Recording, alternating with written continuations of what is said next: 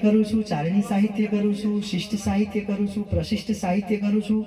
ગીતાજી 18 અધ્યાય સાથે કંઠસ્થ છે. રામાયણ ભાગવત કરું છું.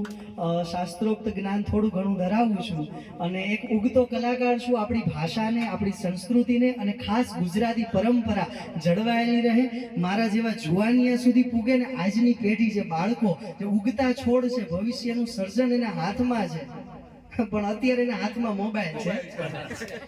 સમાજનું આવતીકાલનું ભવિષ્ય છે, એટલે એ બાળકો સુધી કંઈક નવું સારો સંદેશ પહોંચે. આપણી સંસ્કૃતિ, આપણી ભાતીગળ પરંપરા, આપણા લોક નૃત્યો, લોક નાટ્યો, આપણી લોક બોલી પહોંચે એને ટકાવી રાખવું, એ એકમાત્ર હું કામ કરું છું. અને મને મજા પડે છે એક કલાકાર તરીકે કે ભાઈ લોકો સુધી આ પહોંચાડીએ. મારું જીવન ગુરુકુળમાં પસાર થયેલું, ગુરુકુળમાં અભ્યાસ કરેલો મેં 10 વર્ષ, એટલે ત્યાંથી આ બધું મળી. ગુરુ શિષ્યની પરંપરાથી આપણો દેશ છે ને, એ ગુરુના જે શિષ્ય હોય ને એની પૂજા થાય. ગુરુના દીકરાની પૂજા નથી થતી.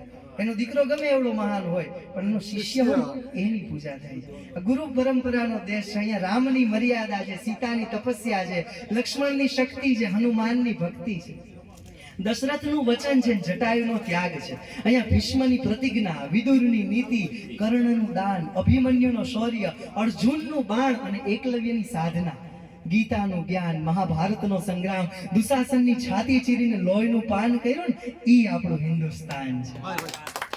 અને આ હિન્દુસ્તાનની ધરતી ઉપર આપણો જન્મ થયો, મારે તમારા માટે એક ગૌરવની વાત છે કે પરમપિતા પરમેશ્વર ભગવાનને જ્યારે જન્મ લેવો હોય ત્યારે ભારત જેવી પાવન ધરા દેખાય, એનાથી વધારે કોઈ સૌભાગ્યની બીજી વાત ન હોય શકે.